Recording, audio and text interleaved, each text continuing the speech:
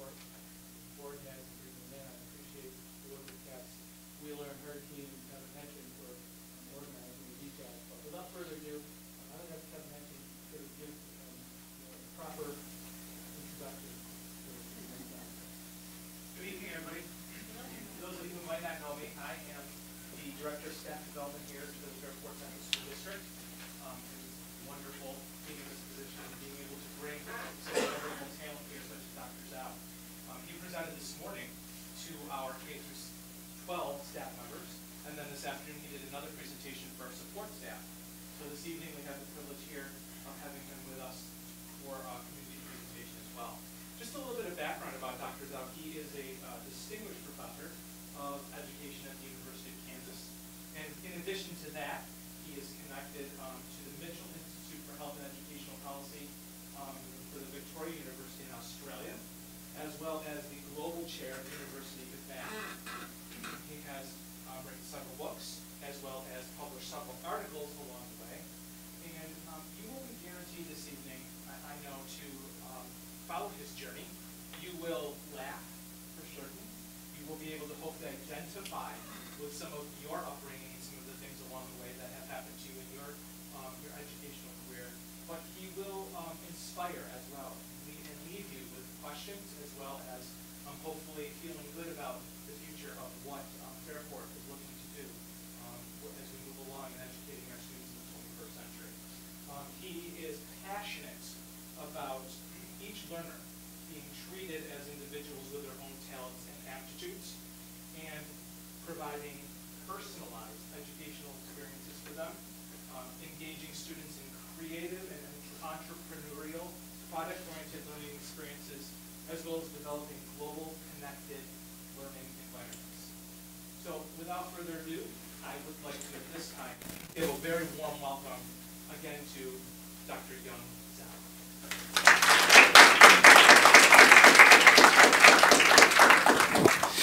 Thank you, Kevin. I know for this audience, I really don't need to use this, but Tony said I should, because so you can record on this one. This is for the audience who are watching this with a cocktail somewhere. It's not for you, okay. Well, thanks for having me, Brett and Cass. And so I really enjoyed this day because Fairport is an interesting place. You're doing very well, and you're having someone like me coming to tell you you're not doing well. That's very brave. Okay, so I don't know, but maybe that's a good thing, right? It's I have lived in many countries. I was born and raised in China, and came here to Oregon in 1990s. And I lived briefly over in the village of Clinton. I was working for Hamilton College and Colgate. I lived in Illinois, I lived in Michigan. I'm now kind of living in Oregon and living in Kansas. You know, many people ask me, why do you go to Kansas? I say, you know, Kansas is a place you can't miss in this country, right? Anywhere you go, it's a very well-known place, Kansas, right? Everyone knows where Kansas is. Most people don't know where it is, but they all know what it's about, right? Anyway, so. This morning and this afternoon, my interaction with the staff was just amazing. And I think, as Brett was saying, you have the DNA, you have this idea. So tonight, I'm really going to share with you about what I believe through all my different works in different countries, and to say, where is education going? I'm sure you are sacrificing your beautiful second day of spring here. You're here for a reason. You care about your children. You care about other people's children. And the board members, absolutely. I seldom get to see so many board members actually agree on one big message in education. So this is really important. And I would launch a lot of criticism of existing education. So all criticism is against other schools, not Fairport. Everything here is going great. Okay, it's beautiful. It's all about other places. And I will reflect. So Fairport has been doing very well, like many schools. How do you move to the second? What's wrong with being good right now? I think, so I would like to say the first message that's been not so good is the idea of, are we really helping our children maximize their potential? That's the first question to ask. Do you think going to college or be able to get ready for college is just what our children can do, or does our community want something more than that? That's what I call reach for greatness. In education, in many schools in this country, education has been about fixing the bottom. This country, no child left behind, without an ESSA. It's about the so-called closing the achievement gap. We've spent a lot of money since Lyndon Johnson on efforts to do, we call it fixing the bottom. And so you are actually judged by laws that's made not for communities like this. It's laws made for other communities. But the problem with this is, I would call your problem is this. This is a book written by a Yale University professor, English professor, ended up quitting his teaching job at Yale. He said, we're just doing a horrible thing. We have a lot of children. You're in, which school are you in? Which grade? What? 10, okay. So you came here, you're dragged by your parents, you came here, you don't know what you're getting into, but thanks for being here, okay. So we have a lot of very smart children. I would say everybody is smart. You have very supportive parents, very well-resourced schools, and very smart staff and dedicated staff. What you end up creating is the so-called excellent ship syndrome. And what these students are, they said that a lot of our students in high-performing districts like this, you drive your students to get the 5 5s on AP, right? Get 5 APs, I don't know, your 1800, now 1600s now on the SAT, right? You got, whatever, 38 on your SAT, and you want to get into college, then you feel like I've succeeded. You've been collecting all those gold stars all the time. You go in there ever trying to get into the school of business, and you want to become a Wall Street banker. So that's basically, our children really only able to deserve that, or do they deserve some more? So this is a really fabulous book for you to read, for districts like yours to think about. Can your children achieve a lot more? And the idea is that in, again, communities like this, going to college has been big. And a lot of your districts has been charged with the idea called college readiness. You want your kids to be ready for college, right? And I want to tell you that that's actually a very silly concept. Because now college is dying for you guys to pay money to get in them. We have so many colleges. Their admissions rate is really like over 80%, 90%. Some pretty good colleges. I mean, why would you even spend your 12 years trying to get in there? And it is something beyond that. I always call this called, I myself call it, what's important is called out of a parent's basement readiness. That's much more important than college readiness or career readiness. I want to recount this because for you, the 10th grader, a story about my own children. I have my own children, so that's why I apply everything I say here to my own children. And my daughter is just now landed in Newark. She's flying to Edinburgh. That's my daughter. Give you a sense. And she's flying there. She's studying philosophy and English literature at the University of Edinburgh.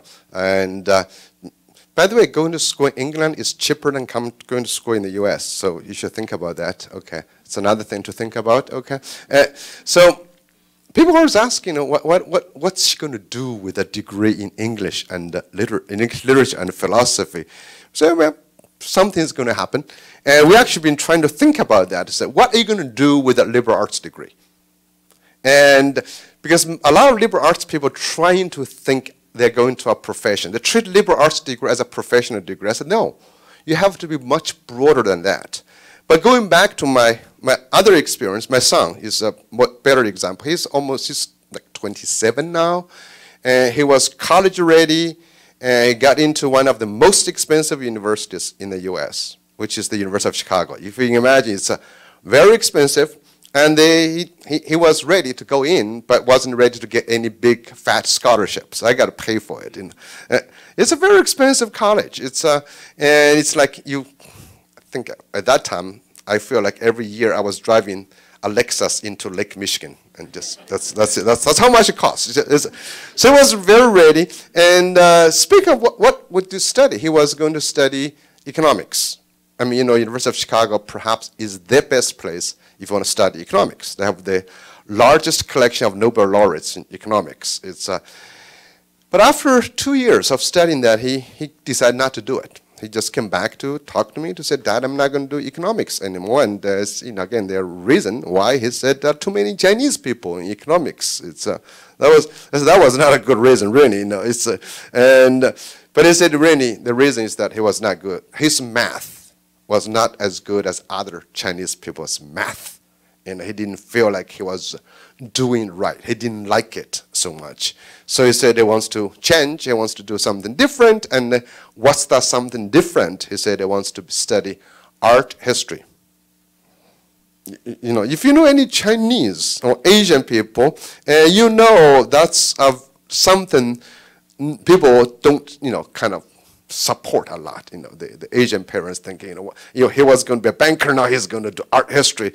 And if you are practically minded, think about a future career. And art has one of the lowest employment possibilities if you only look at jobs. And history has another one. If you have both, that's probably even worse, right? You got art history. And but we did. We said we supported. We basically said, okay, yes, go for it. Do whatever you like. Run away from what you're not good at. Never do things you're not good at. Go do this.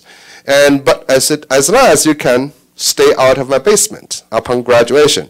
So that's the birth of my out-of-your-basement readiness. That's for a good education. I was joking with Brett. I said, Fairport, you should really have this tagline. A Fairport education keeps your children out of your basement. I think you're going to beat the neighboring districts, right? You're going to be the best. That's how we do it. So the challenge is this. How are we doing in terms of keeping kids out of the basement? Education today, college is no guarantee to keep kids out of basement. Now, today, actually, we have in the U.S., even now, we have very low unemployment rate as a general from labor statistics. If you count that, that's very misleading. A lot of these jobs are not college jobs. The jobs we added, they are delivering for UPS. They're delivering for FedEx. And we have a lot of, quote, underemployment that's not counted as unemployment rate. The underemployment, the danger is, you know very well, is that you got a major somewhere, college major, working for Starbucks. You got a fancy title for those people. You call baristas, but this, you have someone working in a bar. They're not bartenders, they're mixologists. But a mixologist is not the same as a biologist. Okay, you got to be very careful with those titles. We have a lot of underemployment. Actually, we have a new generation of people who kept staying at their parents' basement. If you read any of the big, the kind of trend, we have a new generation that's called the boomerang generation. Like the Australian, you throw them away, they come back to you. And then they never leave again. That's why they go to college, they come back to you, they're the basement generation. So what is going on in our education, in essence? But at the same time, we have a lot of companies claiming they don't have qualified employees. So you have this global mismatch. There's a lot of people every new economy is looking for new talents. At the same time, you have people looking for jobs. So this is a very interesting dynamic, which we call the mismatch. It's not our children are not educated enough. It is they're educated in the wrong way, in essence. That we'll educate our children for jobs that don't exist, but we're not educating our children to create jobs that we will need. So this is the big challenge we face. And so I will start with this. So what is our education today? Our education today is very much like this tulip garden. The tulip garden is a beautiful garden. And we used to praise teachers as gardeners. Gardeners are always nice people. But gardeners, in many ways, are very bad people. They only allow tulips to hang out here. Everything else, a rose is considered weed. You can take out. Everything else is out. This is our school. Our school only likes one type of people. It will only like the readers. We like the math kids. We like the kids who turn in the homework on time. We really like many other kids. So all other kids are supposed to be either turned into half tulip or pretend to be a tulip, or you get kicked out. That's what we do. So this is our current school. If you look at our current school, it is the simple model is, or you can think another way, you think about schooling as sausage making. That's another way to think about. That's our school. So if you look here, we got a 10th grader, you can tell me this is right? Every grade, you're supposed to have an outcome. And parents, you go to school, you want to ask us, so what's my children learning? You also know, right? What's the learning objective? After this semester, what should he or she be able to do? And know. So this is prescribed outcome, and everybody's really judged against this one outcome. You judge your school based on this. You call either GPA or AP or SAT. You have this, right? And then, but what you have, however, the input is at different people. You have different students coming in. School is supposed to turn them into something similar of this. And what happens, you have a standardized curriculum. You have this we call just-in-case teaching. You know what just-in-case teaching? That is called preparedness, readiness mindset. We teach you this just in case you might need it in the future.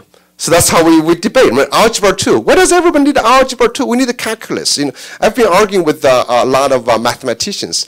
I just have game playing with this. I said, why do I need this?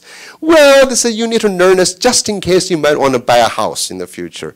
You want to know how much mortgage you're paying, right? So we have this just in case idea. So I actually really had an interesting argument with a mathematician. I said, really, if when you buy a house, you actually know, the bank will tell you, someone will tell you. As based on your argument, just in case, I think everybody should learn Chinese. Because your chance of running into a Chinese guy is higher than buying a house, right? So if you think of probability, when you do this, we do this just in case. You think about first grade is in preparation for second grade is in preparation for third grade. You go on, and the 12th grade is in preparation for college is in preparation for I don't know what. So you guys notice this thing in communities? We always talk about the readiness. Kindergarten readiness, school readiness, college readiness. You're always getting ready. You never get to do anything. You're always ready for the next step. That's just in case. And then we have a very isolated classroom. You go this whole thing. And then another big problem is that the two other things is, one is called a norm-referenced assessment. What does that mean? That means you're always judged against somebody else. So this is our society. We judge other people. This is what we call a meritocracy. So you notice in your school, so everybody's reduced to one thing, we call that merit. And based on that, how much merit you have, we distribute resources to you. That's what America likes to do, right? So the merit is always translated into a test score, a composite test score, a GPA, and to get you into college, we distribute that. And based on college, we used to give you different social responsibilities, different money. That's how we think. So this was, by the way, actually this book was really a satire by Michael Yong, who said the meritocracy is a horrible way to govern a society. This is in England, it was written. But now in America, somehow we think it's a good thing now. The idea about meritocracy, people believe that if merit cannot be inherited, so that was the original idea. So it's all about you, your effort, then you have merit. But as we know today, merit is actually very much inherited. So wealthier families have better education, have better test scores. So another thing is that merit must be able to, if you want to use merit to distribute social resources as a society, you better be able to measure that accurately. But today we know we don't measure accurately. The so-called merit is never accurately measured. And SAT scores is a good example. And we know SAT scores have never been able to predict the success of college. We've seen a lot of data to show that in SAT scores does not predict college success. And SAT scores does not predict college success either. So if you look at some of this is research data to show you, they predict very little. But why do we still require that? By the way, there's about over 1,200 universities now in the US who don't take SAT or SAT scores. They're actually opting out. You're able to submit something other than the test scores to be admitted. So that's growing. And there's also a movement now. It's trying to have a different transcript. It's called Mastery. It's called the Mastery Transcript Project. So allow students to submit different kind of things. Because now your transcript gives a GPA. A GPA is an average score, and it actually doesn't capture what you need.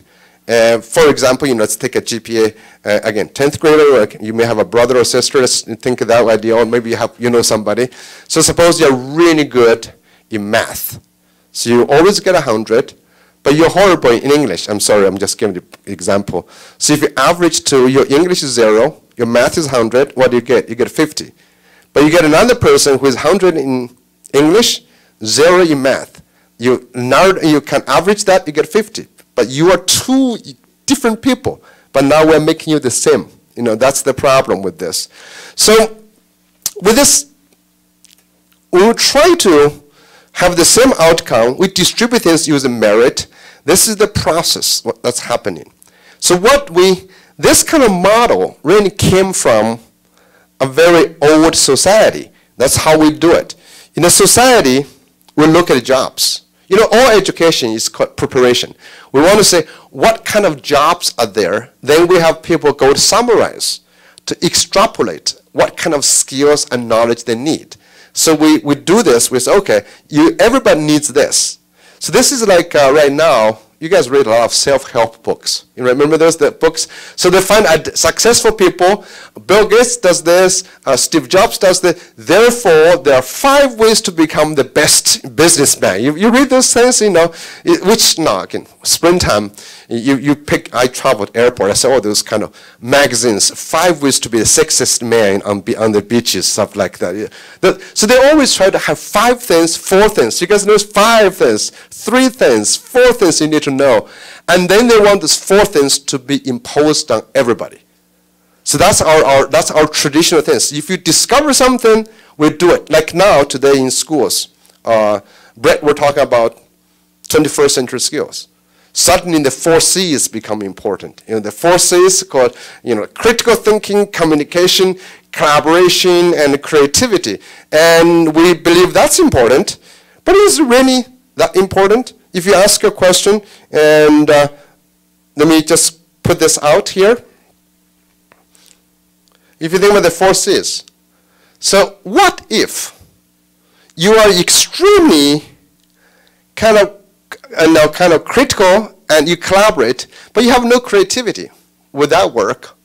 Or you could be, let's say, extremely creative, but you really hate working with people. Would that work? Or should it be really everybody be the same and have the same model? So this is the kind of question we have. Like today, I think, actually yesterday we were chatting with people about coding. Coding is important, but is coding important for everybody? And does everyone needs to be the same, have the idea? Or maybe should be different? So this comes down to the old idea is that whenever we discover something new, we won't apply to everybody. And we won't apply to everybody, we still reduce that to a composite average score. We call it the average. But today, maybe we have arrived at a time. This average works, but maybe not anymore. So there's an interesting movement right now in education. We call that the end of average movement. There's actually an interesting book, if you're interested in reading this thing. It's by a professor at Harvard, and Todd Rose. He wrote from a special ed perspective. He's talking about how our society values sameness, value the average.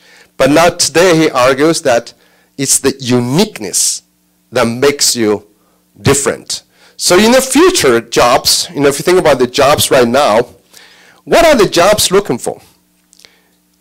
Google published last 2 years ago, they've been relying on their big data. They analyze hundreds of thousands of people applying to Google jobs, trying to find if there are a few factors that can predict their effectiveness as employees. They found no. So Google is not looking at where you graduate, whether you have a degree, what your GPA is. They're looking for something very different on the individual side of it.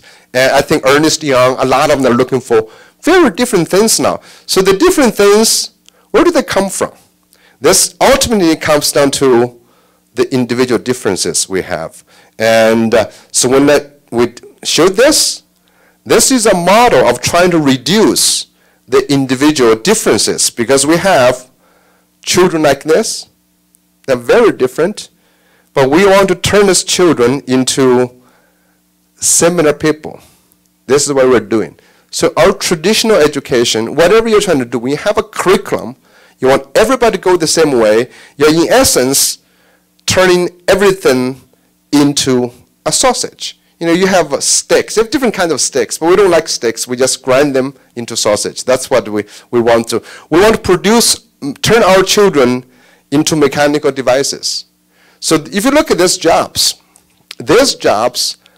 are basically mechanical. You can analyze them, you can repeat them. That's why these jobs have been replaced. And this is what we had, this is what we have. So this is basically, and if you did any analysis, post office, bank tellers, accountant, car insurance, insurance companies, you notice how many jobs are really gone. And no matter how complex a job it is, as long as you can analyze it, you can really automate it. And this is why even college entrance exams have been replaced by machines. I was really surprised last year when to Japan, it was done by the Japanese has created a robot that scored better than 80% going to college. Tokyo University is one of the best universities in Japan, and the same thing has happened in China. So that's why I said college readiness in terms of this is not going very well right now. So now, what does the uniqueness? So we basically, I want to encourage you to think this baby. When you have this baby, the approach I described just now is called deficit-driven. It's called norm-referenced. It is turn this baby, compares baby with other people. It's called this one. But the other approach is to say, how can I help this baby to grow into himself and herself and become unique and great? So this is, you look at this too.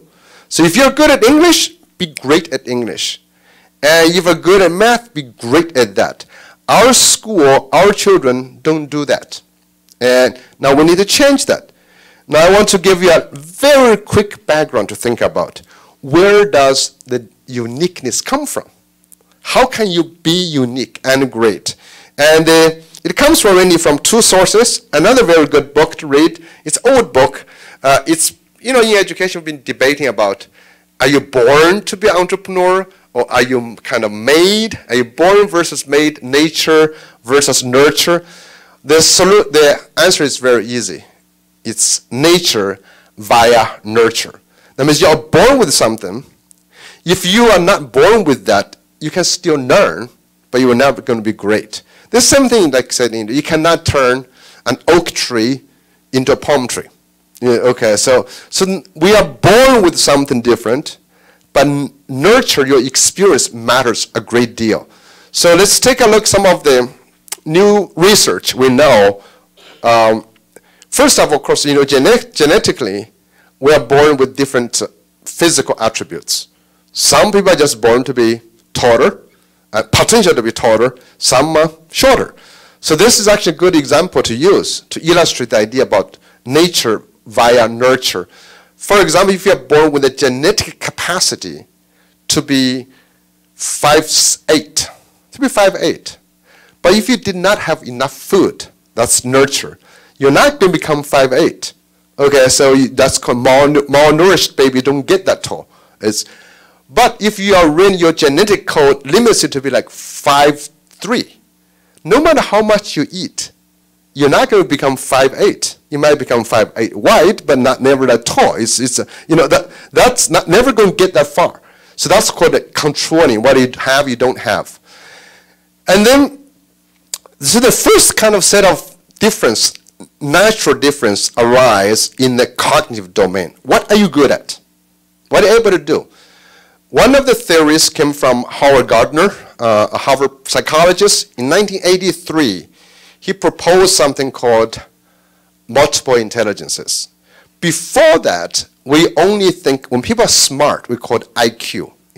Recently we have President Trump arguing about his IQ, But that was old IQ concept. You have one type of IQ. That IQ, by the way, has never been successful predicting people's success. Never been able to. So that was IQ came out of 1920s. So that IQ, so Howard Gardner said there are different kinds of IQ, or you call intelligence. And this, by the way, this theory has been misinterpreted. When we talk about intelligence, he really meant potential. You are born with different potentials, or we call talents. You are talented in different ways. And there is actually a real reason for that. For example, we say the picture smart people, which is visual. Human beings are born with a whole range of sensitivity in terms of their eyesight to colors. Some just recognize color much more fine-grained. Some are better with detaining patterns, physical patterns. Those people are talented in art. Some people can barely draw a straight line because they don't even know it's straight or not. I mean, that's the difference. And some people are musically talented. They actually have hearing systems that are more sensitive to sound and sensitive to rhythm. Some people, we call them tone deaf. There is a reason for that. So some people are better with verbal language, math, science, physical movement, understanding people, understanding themselves. So this is a rough category of Howard Gardner's. There's many more. This is just one way of thinking. But just take this one way of thinking. Remember, apply the nature and nurture thing. Let's take music as an example. I was saying that music teachers don't like this. I said, I could have become a Justin Bieber. I could. But I never had the opportunity. If you have no opportunity to be exposed to something, you're never going to know if you have the talent. You start triggered. It's like an acorn cannot turn into oak tree without the environment. If you don't have enough water, sunshine, and temperature, you will never know. So the first thing you want to think about, does the school, Fairport, offer you enough opportunity for everybody to discover that they can be good at something? When I go to school to pick schools, I always ask, how broad is the curriculum? Does my child have a chance even to try out something? I never did, because I was born in a Chinese village. I never did have opportunity, so I would never know now if I would become a Justin Bieber. I would never know. So the first thing is, do we have the chance? The second thing, once you have the opportunity to discover that, does the school give you enough opportunity to grow that talent? This is very sensitive now. Because no matter how good you are, you might be talented, you still need time. You still need to have the effort. And today I think we had from some of the staff talking about our students are so pressured. They have to do so many things, they don't have time to develop their talent, their interest. That's actually a problem. And because talent needs time. We know, generally people say this, 10,000 hours is necessary. That's really kind of gross characterization, up by Malcolm Gladwell about psychology. Don't think 10,000 is the number. Okay, it's a lot of time. It's not going to be 3 hours. It could be 7,000, could be 8,000, could be 15,000, but a lot of time. If you want to be good at something, you need to spend a lot of time. Here's a challenge though. How much time do you have? Everybody has some amount of time. So if you spend time on this, you're not going to spend time on that. This is a fact, what we call the side effects. When you take Tylenol, it cures runny nose, but can cause a bleeding stomach. Okay, so if you force your students to do everything, they won't be able to develop their talent. But uniqueness doesn't matter. You need to be great and unique, because there are so many people who can claim to be unique. So if you want to become great, you got to spend the time on that, on what you're talented in. So let's take an example. You spend 10,000 hours on something you have no talent in. You can still learn. Don't get me wrong. I really believe this. Human beings can learn a lot of things. I can still learn to sing right now. I can still do it. But can I really be a singer? I mean, professional singer, so to make money so I can stay out of my parents' basement? I doubt that. I doubt that. So I think, schools are always forward by this idea. Have a growth mindset. Try it. You can do it. Yes, you can. But how good can you be? Traditionally, we don't care. You just need to be mediocre, right? You just, as operator, switchboard, and you work on the assembly line. We don't need you to be great traditionally. But today is different. So ask yourself, do you want to do that? This uniqueness comes from. Then, this is one area. Another area of uniqueness comes from the difference in personality. Those were cognitive abilities, talents. Then we have personalities. People have all kinds of personalities. This is what we call Big Five. So at every one of this, there's an opposite. Like open to new experiences, there's closed to new experiences. You have two people on the whole range of this experience. Some people are very open to new ideas, new open experiences. Some people really say, I'm not. I'm just staying here. Food is a good testing. You have some people say, we need to try all kinds of food. Chinese, Japanese, Italian. Some people say, no, just potato and beef. That's good enough, right? Nothing else. But if you apply that idea, is open better than closed? You will say it depends. It depends on the context, depends on the job, depends on what you do. The same thing you can go on with extroverted, introverted, conscientious, stable, agreeable. So you have different things. This is another source of variation. Then we have another source of variation that comes down to motivation. What do you care about? What are you driven by? You should ask yourself, what are you driven by? For example, some people are very much driven by the idea of order. Okay, and the sitcom, so what's the Big Bang Theory? You have a good example of this guy, Sheldon Cooper, right?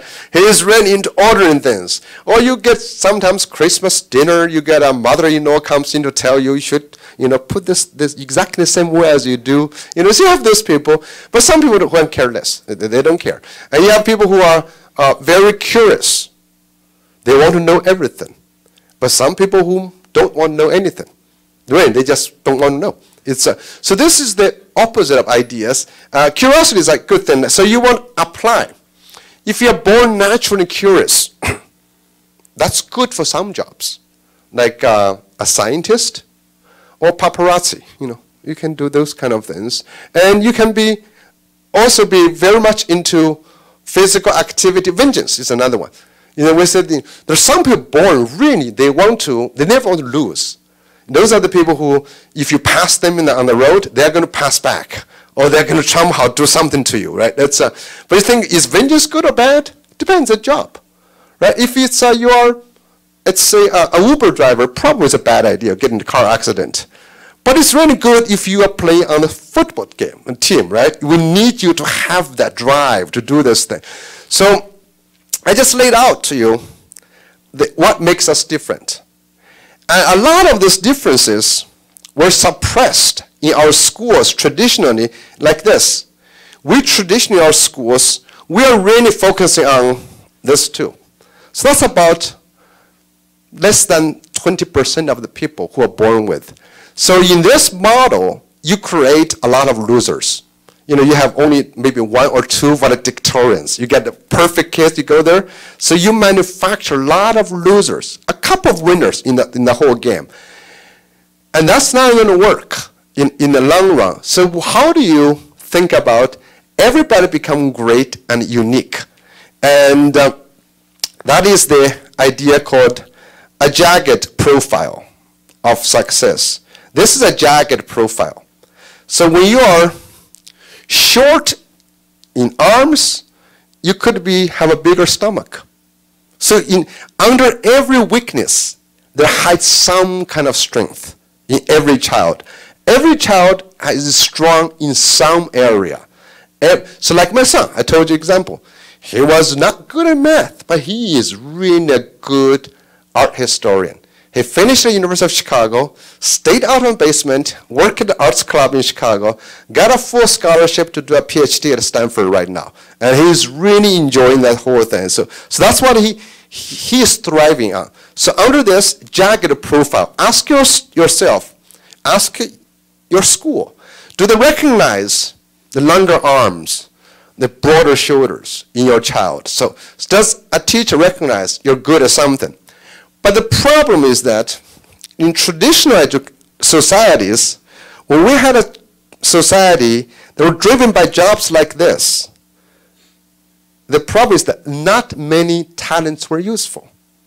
You notice that? So people had to suppress their talent, had to give up their music. That's why you have so many people, an accountant, midlife crisis. I'm not going to do accounting anymore. I'm going to start playing guitar. I want to be, hanging out on New York Street. We used to have a lot of people doing those things. But today, luckily, I want to make a point is that all these talents are valuable now. This is the story of Rudolph the Red-Nosed Reindeer. What used to be useless becomes useful. What used to be useful has become useless. The traditional jobs, because of the big shift in we call revolution. This is a slide I want you to see. This is about 200 years in history. How our society has changed in terms of workforce. About 1850s, we had about 50% people engaging in farming. You notice what happened here? And you saw this rising cliff about here, 1860 and to about 1880. That's called Industrial Revolution. And most people become workers, employees for somebody. And then that began to decline around 1970, sharp decline. And what happened here? This is what we call the third industrial revolution by automation. And that's really bad. And this is what actually today, we experience this right now. And this has caused massive problems in the country. Today, this world is experiencing this right now because what was the problem right now? It's this, the loss of the middle class in education. Because this is what happened now, because right now, and you probably noticed since 1970s, Americans' middle class shrinking. And this, if you like theory, that goes to the theory of this. They call it The Race Between Education and Technology. This is a great book, an economics book by two Harvard economists, talking about how education runs a race against technology, because technology redefines the value of talents. So when technology pulls ahead with innovation, the few innovators always make a lot of money.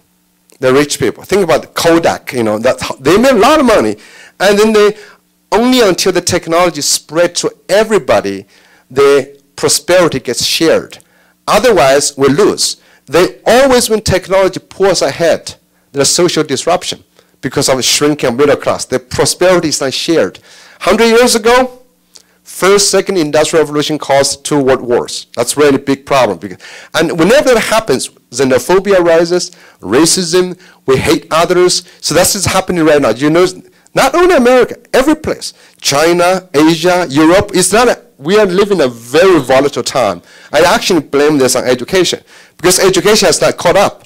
If we don't catch up with that, this is going to be really a problem, for many people. So to this thing, we lose jobs to this. They create new jobs. And this is why Rudolph the Red-Nosed Reindeer has become successful. We used to value different things. Now we value something different. I always love this guy. Okay, Rudolph had a red nose. That's a really problem for him, because the state standards requires noses to be black. So, right, it's based on that, Rudolph was a bad student. So he was put into special education. You got remediation, try to fix his nose. But what happened is that a foggy Christmas Eve, Santa Claus was looking for a GPS, and the red nose, the redness of the nose suddenly become valuable. That's how the useless becomes useful. And today we're seeing the rise of a whole class of so-called useless talents. Music, dancing. You know, the good real-life example of called useless people become useful is Kim Kardashian. Anyone know her? Right? You know, this is a great example because most people don't think she is useful. I don't think she is useful. And however, she's out of her parents' basement. She probably is building her parents a basement, right? So you want to say, okay, what does she offer? She doesn't offer to most of us. So and the usefulness of people like Kardashian, of new talents, of strange talents, is the result of technology. So one technology is called what I call the foggy Christmas Eve has arrived for everybody. That is, the first thing technology raises productivity. And that gives human beings a lot more leisure time and a lot more disposable income. 100 years ago, Americans spent over 80% of their income on necessities. That's what we call the age of necessity. And necessities means food, shelter, and clothing. When you spend 80% on that, it's like in my village, in my China, in my village, we spend money on that. And then you spend all your time securing necessities. Today, you don't. We spend less than 50% on necessities. And you work 8 hours a day now, you work 5 days. So what are you going to do with the extra income and the extra time? You go watch Kim Kardashian. We consume different products. We used to consume necessity. We consume now psychological products. And psychological products are extremely, extremely personal. So let's take a look at how many TV channels you guys have now. How many songs you have on your phone. Remember, you used to have one little record. You were happy with that. And let's say, merely 30 years ago, you had 3 or 4 TV channels. And that was okay. How many once you have so many TV channels, you mean how many talents we need to staff them? Did you notice that actors, actresses, those people who can control their body, who can make you laugh, that all has changed.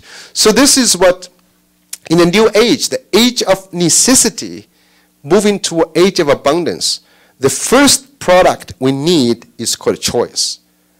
Everything has to have a choice. American consumes choice. Everything has to have choices. So this is why I had a first taste of this when I first came to America, when I tried to buy shampoo. This was many years ago. I really couldn't buy shampoo because I did not know what kind of hair I had. Oily, normal, or dry. That's the most basic knowledge. I didn't have that. So standing in front of this is traumatizing. But even if you knew what hair, well, because I was in the age of necessity, I had a bar of soap. That was good for every inch of my body. But coming here, no, it's not enough, right? It's not about that. Then even if you knew what hair you had, look at the shapes of the bottle, the colors of the bottle. Why do you need this? We don't need them, we want them.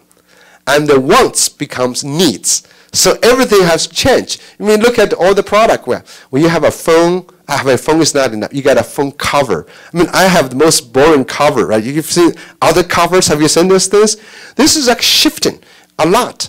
So Kardashian is basically a bottle of shampoo.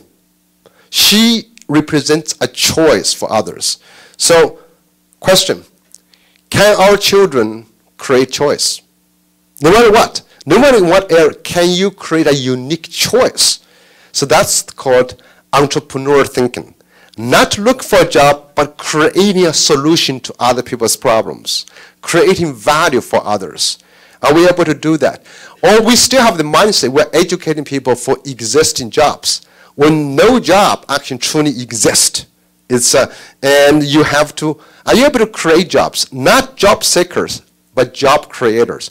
If you have that mindset, You probably don't need college. You want college to help you create that. You want schools to help you create that. Are we able to create choices?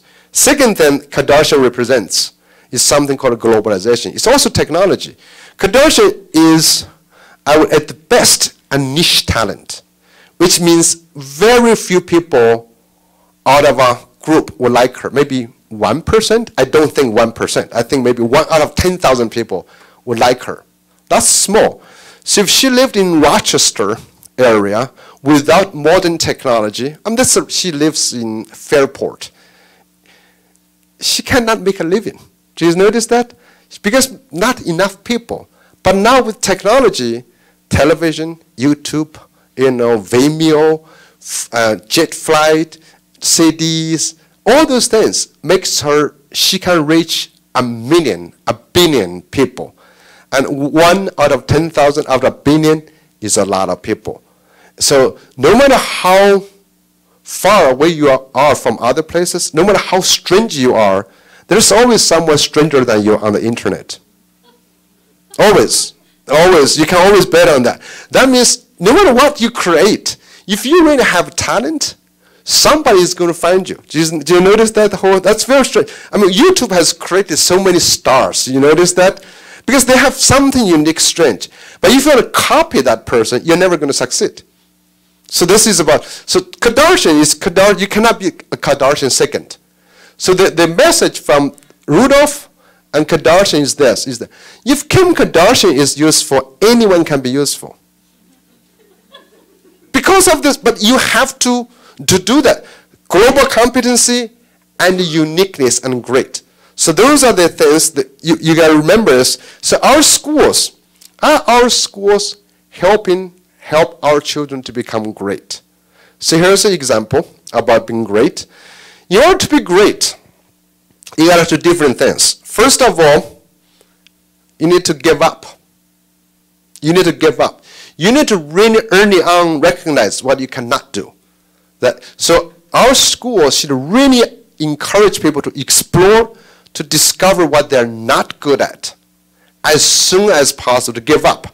And, my family is a group of we give up really quickly. As soon as you're not good, just give up. I gave up, I got to share this with you because many people think, oh, you're so successful, you've done this. I said, no. Whatever I do today is what I was bad at. I was born in this village in China, and my village, the core curriculum was riding the water buffalo. I was horrible at that, so my father said to go to school. You're not good at farming, don't ruin our village, go, So he did not try to fix me. I'm sure if he tried, I could become a slightly better farmer. But I might become the most miserable Chinese farmer ever. He said, just go. It's the same way as I told my son, just go, do art, do whatever you like. But always try to be good, become great. So you want to give up. I hope you, as parents, as human beings, recognize that you really cannot be good at everything. Give up as early as possible. Pursue something like that. I know some of you may still want to think you're perfect, but you're not. It's a huge burden to carry, right? You want to be good at something, really, you can't. But you want to be great. So you give up so you can spend time. This is a really interesting. If you haven't seen this, get on YouTube, search for Austin's butterfly. Austin is a first grader. So this called inspires children to become great. Austin did a first draft of butterfly. Most schools end here. We give student a grade, that's it. You get a C, this is a C butterfly. That's done, right? But you get a C for butterfly, what does that do to you? You just have you just evaluated the child. You didn't help the child grow. In this school, they did different. They asked Austin, never taught Austin anything. So Austin basically took his draft, hang out with his other friends, asked him to give suggestions. Other first graders said, Austin, you want to take a look? Does the butterfly ring look like that? Look at the wings. They give feedback. So Austin went back to did a second draft, a third draft, a fourth, fifth draft. Look at this. Now this is called a great. For a first grader, this is great.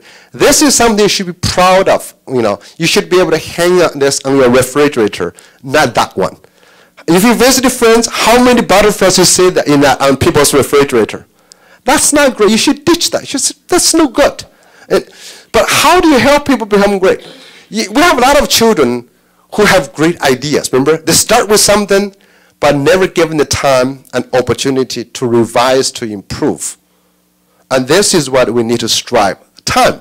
So you demand children. If you said, okay, I will do this, but be great. Same thing applies to essays. When children write an essay, they get a B, they get a D. They should never get a B or D essay. They should always get an A because you make them revise to be perfect. It's the same thing like you have a surgeon who learns something, just a C surgeon, I just do half of this. I cut half of your lungs off. Okay, you can evaluate, but that's not good. So you won't drive this level. But our schools don't give children enough time because they have to do this and this and this. You notice that they have to cover subjects. Okay. Again, that's not your school. It's Pittsburgh, someone else's school. Okay. So that is very important. So I've just proven to you that everybody can be great. If you look this one, you are great in some area. This is from Garrison Keller. Remember the Lake Wobegon? All children are above the average. It's impossible to be above the average for all the people in one area. But if everybody is unique, they're their own category. So they're always above average because that's only in their own category. So when we look at students, you look at that they can always be great in some area. But there's another issue I want to say, that to these children, to this human being, actually have another need to be happy. This is called self-actualization. Self-actualization from Abraham Maslow. In our schools, especially in well-to-do, developed countries, we have a big psychological problem of our children. This is Maslow's idea, hierarchical needs. In developing countries, people are busy meeting these needs. So people don't have to worry about unhappiness, about anxiety, about depression. But in our schools, in America, in Fairport, these areas, our children are freed from this, your children. They're not worried about food. They are not worried. So they have too much of this. But our family is still worried about this piece. We never give them the chance to deal with this piece, that every child needs to be psychologically healthy, and that healthiness comes from this. That is, you want self-actualization. And this self-actualization, in terms of uniqueness, comes recently been by positive psychologists said you want to use your strength, your uniqueness, your greatness to serve somebody else. That's the human being. Human beings need to be needed by other people. If you are not valuable, you're not making a contribution to other people, you are really unhappy. A lot of people like this. So we actually, in our society, we have two problems. We have the seniors, they feel unwanted. We have young children feel unwanted. You ask your children, and they are not making a genuine contribution.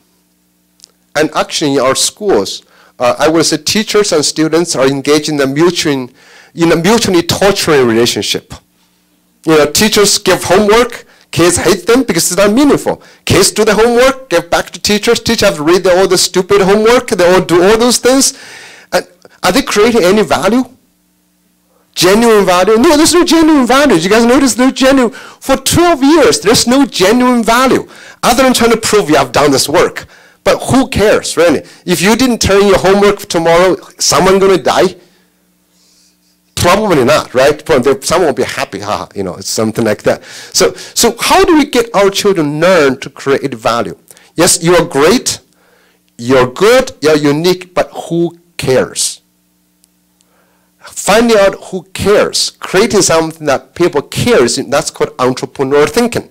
You're solving problems. I know our schools engage in the idea called problem-solving skills. That's not important. What's important is called identifying problems worth solving. Do you know what problem is worth solving? If you know what problem is worth solving, you can probably get someone to solve your problem. You can have a machine to solve your problem. And our schools don't teach problem identification things. We give children a problem, we give them the answer, and they give us answer back. We evaluate them, we're done. That's our school. But in the future, that's not going to work. We want people to use their strength to solve service of something bigger. That is called problem identification. Can you identify problems that's worth solving? So now, I want to just summarize the whole thing. Think about education from a personal angle, individual angle. If you take just two dimensions, ability, that's called potential talents, and passion. So, do you know what you are really good at? If you don't, at least you know what you are really bad at, right? So you know this piece, and do you know your passion? Do you know what you really want to do? Passion comes from those motivation. Remember, I showed you this motivation. You want to do it. You really want to do it. No matter what, you just want to do it. And that's called creating value for others. So our education experience, families, parents, schools, first thing, try to help your children identify something that they should avoid at any cost. That is, they're not really good at, they have no interest. And we do a lot right now. We force our children into this corner a lot. I can tell you, Chinese parents do this a lot. Asian parents do this a lot. We say, it's good for you. It's for your own good. Just do it. Something will come out of it. No, it's not coming out of it. So this is an area you want to avoid. In schools, I know you have the curriculum, you have the Regents test, you have the standards, but if you can help some children are just not good at that domain. You don't need to fix them. Now you need to help children understand that sometimes they may be interested in something, but really they have no talent. You said, well, that's a hobby. It's like people advising me playing football. I might like football, but I don't think Broncos or Seahawks will hire me no matter how hard I try. I just don't have the physical, talent to do it. And you have some people, this happens to a lot too. I know Asian families. We have a lot of people who are really good at something, but they're not interested because they have never been allowed to explore their interests. So it turned to become good. So basically they're spending all life doing a job. You don't like it? I got to do it. So these are people, you go there, you go to work, you come home, you try to get a six-pack and have fun. So work is to get the food. That's what we call work to live. But what you want people to do is help children reach this place. What they're good at, what they're interested in. That's a career.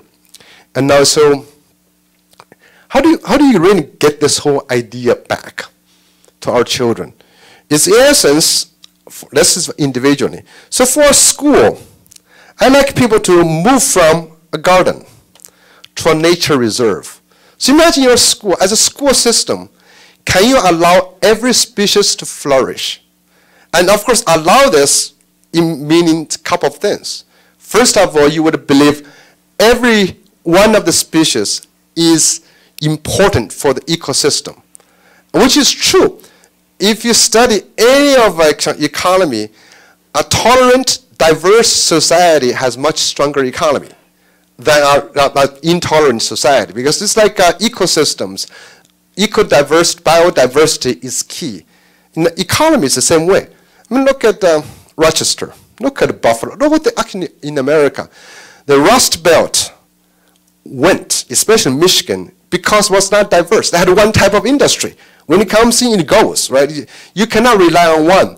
And you have who comes with new ideas is diverse talents. Those people on the verge, on the edge, they actually are the ones bringing new ideas. So a society always needs a diversity of talents. But also in here, the second thing is that every one of them contributes. And so this is why everybody is valuable. The second thing is that as a school system, how do you preserve this? Means you cannot prize one type of talents ahead of other talent. And but our schools always do. It's, which is, I feel bad. I know Fairport, you have sports, you have art, you have music, but we should have a lot more. We should have a lot more people. Like you may have somebody who's really good at organizing, who's really good at comforting other people. And I was talking to, I think, Brad and some of my board members. If I would praise a teacher who would, at a parent-teacher conference, tell you what your children, something you don't even know that your children's good at. Not only what their scores, they're missing this piece. Never look at what they don't know. Always discover what they're good at and help them grow that. That's very challenging because when you go through this, we've covered this. That's really not important. It's important is that something that you don't even know that children are really good at. And if, as a school, if every child come to school knowing what they're good at, and they feel like they are really making a genuine contribution. And again, our 10th grader would know this very well. Teachers sometimes, they praise you. That's not real. Because you really haven't done anything. They just want to make you feel good. You see that through right away. We have those teachers, I know I'm not great, But you have to feel like genuinely feel good about that. So some final words for parents here.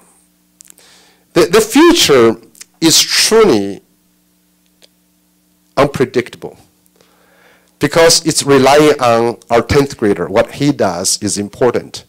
Today's children do not walk into a future that's pre-made for them. So we don't prepare our children for the future. We prepare them to create the future. It's really, they actually create.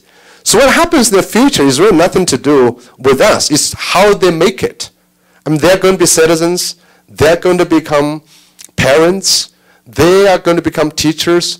They will have to create the future. So for us, we're talking everything here.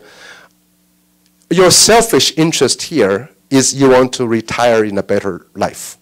So I'm doing this thing. I want to retire in a more peaceful, prosperous world. That's why we're doing this. Another thing I want to talk to you about briefly, as parents, this idea of when you gain something, you lose something. There is really no free lunch in education. So you cannot have everything. So I just want to give you that advice. And this is what I wrote in a book I have. I call it Side Effects of Education. It is really true. So many parents, schools do the same. We always go after short-term outcomes very quickly. It's like I was joking about Tylenol. You go to medicine. Tylenol reduces fever, stops runny nose, but could cause a bleeding stomach. As a parent, I hope you can demand the similar kind of warning labels from schools. This reading program improves reading scores, but may make your children hate reading forever. Would you like that? Have you seen that? We've seen this good research showing that a lot of that. And for example, we have, this is the cool stuff. It's 2 big studies showing 4-year-olds, if you teach them how to play with a toy, direct instruction, they learn to play with a toy very fast, but they lose interest, they lose creativity, they lose curiosity. This is really a good study showing this. And this is the same thing about why dyslexia is a talent, not a disability. Dyslexic people cannot read very well. There are problems. But dyslexic people, their brain wiring makes them really good artists. Artists traditionally are not very useful. Do you guys know that 100 years ago, you can't use many artists. But today, we consume a lot of art. Video games, those TV channels, right? Have you noticed everything has become art? Food has become art. That's why you pay a lot of money. The more money you pay, the less food you get, because you are consuming art. Now, artists, number of artists in America has been on the rise a lot. So I can have a lot of data. I'm not going to show you this data now. But so the idea is that you gain something, you lose something. And a lot of times, we go short term, then we lose a lot of things. For example, confidence, curiosity, creativity. Confidence is one of the things. that actually is most important. And this is from my research of Asian countries. We kept talking about how American education is getting worse, is in decline compared to Asian countries. China, Hong Kong, all those, Japan. You've heard about this a lot. That's why we justify our education reform. But really, from any data I've been examining, based on test scores, that's how we're talking why we're in decline. I can tell you, American education is never in decline. It's not getting worse. It's not in decline. It's not getting worse. It has always been bad. Test score-wise, if you just look at test scores, okay, someday I can show you this test score. 1960s, the first international mathematics and science mathematics study, America's 12th graders ranked 12th out of 12 countries. And that's pretty bad if you know math. 12th out of 12 countries, right? And you can see 1970, 1990, we've never been good. And now, all historians ask the question, why is America still here? I say, well, the Canadians want to know. Why are you still down there? What's going on with you? Why? You've been so bad for over half a century. So this is the side effects. When you lose something, you gain something. So here's the data. Countries produce high test scores have lower confidence. Asian countries in particular. That is, you have this, look at the test scores. And then US, but look at the confidence and the interest. So if you can do the subject, you can take the test, but you really hate the subject. If you can do the test, but you don't think you can do it, what's the value of that? So America's been on the rise is precisely because of low test scores, but high confidence. Yeah, I think I know. I think I'm good. That's the idea. So this is something for us, especially today. If you think you can do something, you can always learn it. If you're interested in something, you can always learn it, especially today. The problem is that a lot of times our schools destroy our students' confidence. I'm sure if you've been to school, you know how schools damage you. A lot of you, okay? I'm sorry, but I have to say that. So now, I want to bring everything to an end. It's basically, my argument is this, is that every child, this is my new book called, should and can reach for greatness. But that requires our education to be personalizable. That means you allow students come here to seek the education, the opportunity they need, and which starts from really a different kind of expectation. You want a broad curriculum. You want your children to be given a much longer time before you determine if they're a good reader or not good reader. Instead of determining them at year 1, maybe give them 5 years. Children always catch up. What's the rush? You get 12 years. And now we rush to, sometimes by this week you should know this. Really? If I didn't know that, what's going to happen to me? We have this idea of readiness. We just test these kids. We have this artificial cut of time. You don't need that. It's really, but also we need to demand our children to try to be great. Being great is challenging. So that's why I advise you, whatever you do, be great and find value in what you're good at. So I'm going to leave some time for questions. Thank you.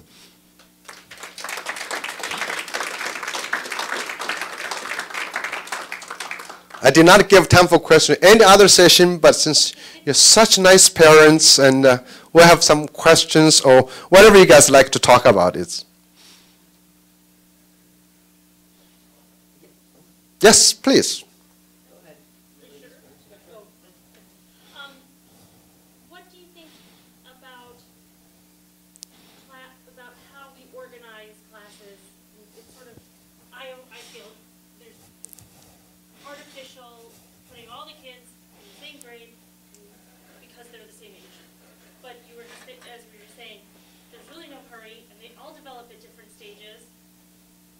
Where is the opportunity when, if your child is younger, but operating at a higher level, could they go up into a class with kids who are at the same level as they are? And that obviously this is like not destroying destroy the whole system and we'd have to rebuild it from the ground up. But No, really. I've seen schools. I've worked in like I think was Kevin was saying. I work in England. I work in China. I work in Australia. I've helped a lot of schools go through that. I mean, there are schools. I've worked in a school in Miami. They're fifth graders. Younger kids can go to high school physics if they're interested in.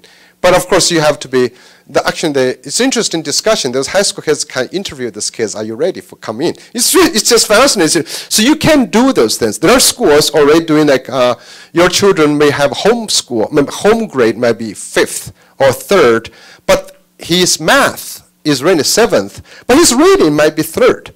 So they can shift those things. That's possible. But more radical way of organizing is I've seen schools, I've worked with a school in Australia, it's called Templestowe. They have 5 math teachers, and they basically do different levels of math. You can opt to go into any one of them. We've been helping a school in China, building a school. Or your kids can say, okay, I already know this stuff.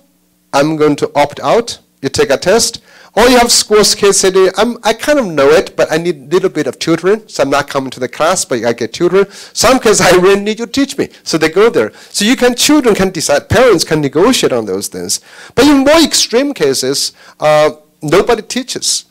Everybody consults. Teachers consult. I have a school called Australian Math and Science School.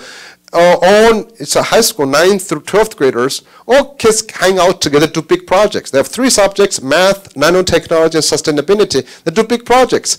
And then the kids all hang out in this big hallway, big dorm, and they have private kind of little conference rooms. Then the students have different specialties. They have math, science, language. Then if they have a problem, they have a post-note. My problem is this. Then the teacher will go around, scan the room, to say, there's some common problems. We're going to explain some math issue here. So that it's the different ways of organizing. It doesn't need to destroy the whole system at all. But however, it does bring kind of uncomfortable things to teachers and many parents too. You guys went to school. You have this image of school.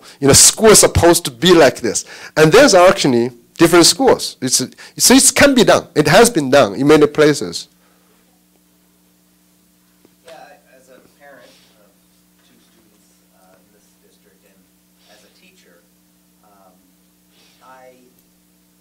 Where I work right now, I'm trying to do a lot of this with my students. But I keep running into the other teachers kind of fighting some of those same ideas because of APPR and how they're going to be evaluated and the system that's in place. And so for Fairport, if this is important and we want to push our school in this direction, all the things that we might do as a district that pushes the old way of doing it, it doesn't take much. There's inertia going in that direction. So every little thing that we do to reward the traditional old school way of doing it keeps it going. And so if we are trying to shift, we have to change the inertia completely. And so how as a district are we going to go into the classrooms? And you mentioned compliment a teacher who points out something about a student that nobody knows. As a district, how are we going to change the direction by de-emphasizing the old stuff? Going into a classroom and saying, why are you getting through all this curriculum? As a teacher, you're getting through too much curriculum because you're losing something. So as a district, I really encourage us to begin to reshape how we assess the teachers, how we kind of create the dialogue with them to say, you are doing too much of the same old thing, and reward them for being creative. Reward a math teacher who is reading a poem in their class. Reward a student who does the wrong homework. Don't give them a 0 for that. Say, great job, you did the wrong page. We're going to grade you on that. My child has done that twice this year. He's done the wrong page and got a 0. Does that make sense as a district? I would actually push it even farther away. First off, I would really give students a lot of opportunity to choose. Yeah. There was a school, this was Massachusetts, it's called Independent Project. There's a group of kids, they really don't want to stay in school. And then when Sam's mother said, why don't you go ask school if you can create your own school? So they get a bunch of kids ready to come to school and they say, we want like less teacher to work with us, we will do this then. And this is save some of that piece. Another thing is that we've seen a lot more students involvement, student voice in driving the school is really, really important in all those things. Yes? One of the statements you made really resonated with me where you said you can't prize one interest above another. And the example you gave were sports, art, and music, which in Fairport, as you stated, are very, very strong. One of my observations has been that if the district is going to provide a variety of interests, when there's people in the private sector, for example, skilled trades, applied sciences, engineers, that are not in education, education tends to be heavily biased toward the humanities, art and music. And as a result, students don't get exposed to those other things, those other interests, and there's no one in the district sharing a passion for those to the students. How can the district bring people with a passion for technology and engineering into a district where art and music and sports dominate? You know, that's actually, I'm sorry, that's a very good observation. Let me give you an example.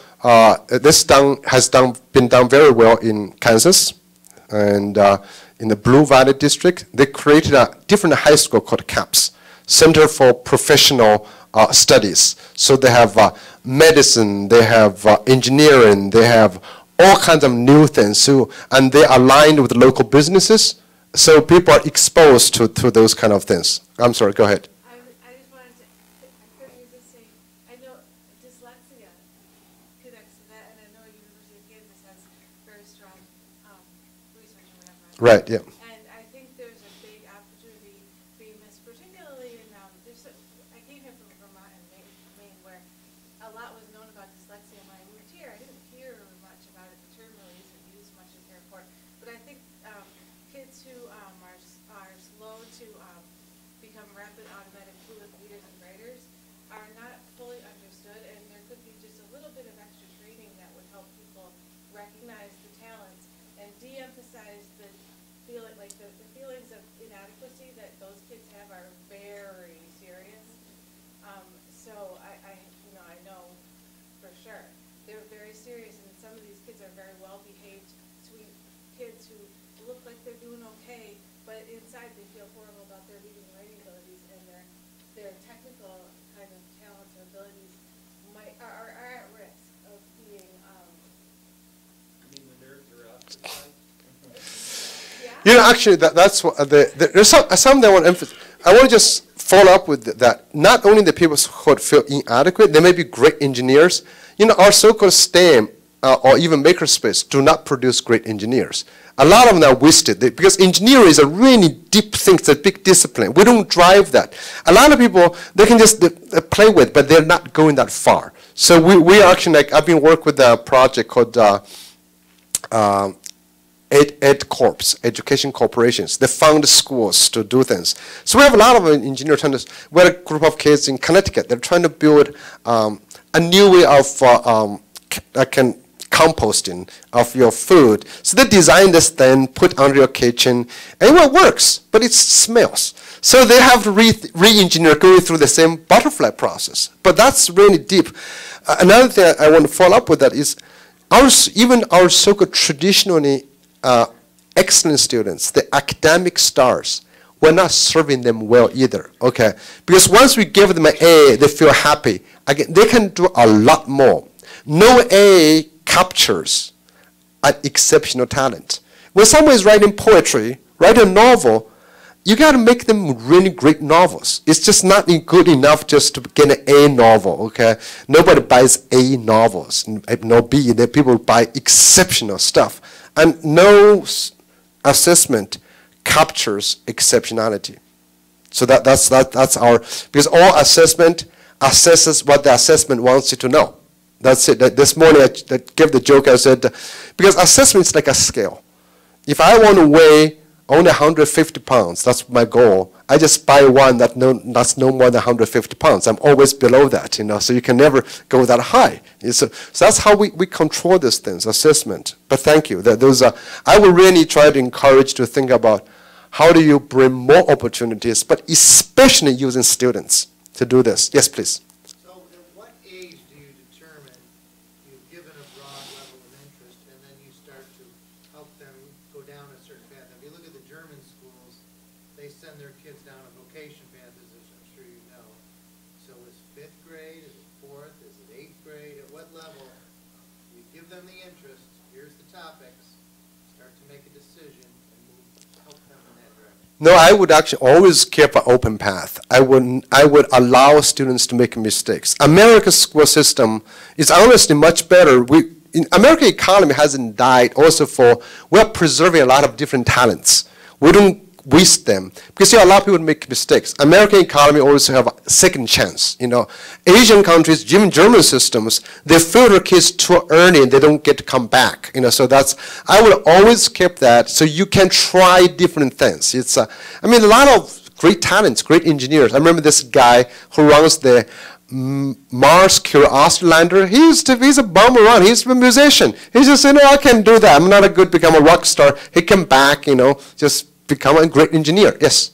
Yeah, so it's great that you allow them to pursue their passions and explore interests. I think that's really important. But at what point do you break the news to them that they're not going to play at Carnegie Hall or they're not going to be Rembrandt, they need to explore other things? That's what I was saying. Keep it a hobby. You can feel that. Like after a while, you probably can tell, are you going to make a cut? I think they say, well, make it a hobby. Don't, if you like it, that's good, but that's not going to continue. Most children, actually, if you demand them to be great from get-go, they are going to give up very quickly. They will know they're not good. Because right now, we tolerate mediocrity. We just simply evaluate them. We don't say, what do you do with that? That's where, and also another thing is about in education, there's really no generic scientific pattern. If you look, we do a lot of probability things, but no child is actually a statistical probability. So we do research, like based on this research, most likely people like this are going to be like that. But every individual is actually a true individual. Probability, I was talking to this group of people, works for insurance companies. Probability does not work for education, especially when you treat individuals. Probability might be good for policy making, but when you're dealing with every individual child, you should treat that everyone as exceptional. This is the same thing like we know. If you smoke, smokers have a higher risk of dying from lung cancer. But you always run into someone who lived over 100 still smokes. Right? So, but that one person who lived 100 and smokes does not belie the statistics. But the statistics does not explain the one person either. So that's how in education, when you're dealing with individuals, you always treat everybody as an individual, as exception. So you never try to plan for that. But however, the predictability has a pattern, can guide us into something unknown. That's how we interpret data. That's our challenge in educational research is that, you say that, but I'm exceptional. Yes, everybody is exceptional, but doesn't mean the probability isn't there. Great, I think I kept you guys long enough, right? I think there's still some sunshine, maybe we can pretend to have there. But thank you very much. I have my email, and if you're interested in this, you can read a lot of my articles and my books on my website. You can follow me on Twitter, and this is a great conversation. And yeah, I tweet good stuff, okay. I tweet good stuff. So thank you for watching, thanks for being here, Brett. Dr. Yong Zhao. I'm on. Thank you. What an honor, what an opportunity to really reflect upon our path moving forward.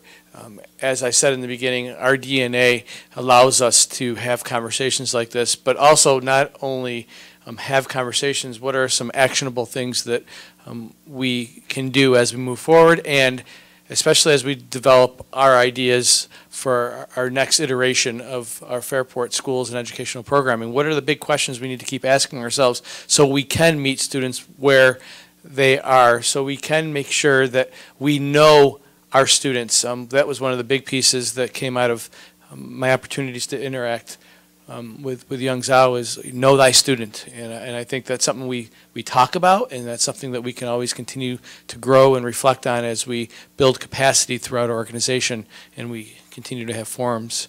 So that's what you're leaving with me, and that will be my mantra, and something that I know that our Board of Education is passionate about. They have the core belief statements, and that kept on coming up in this conversation of, how do we meet students where they are, and looking forward to our next steps. So thank you for coming. Thank you, Dr. Zhao.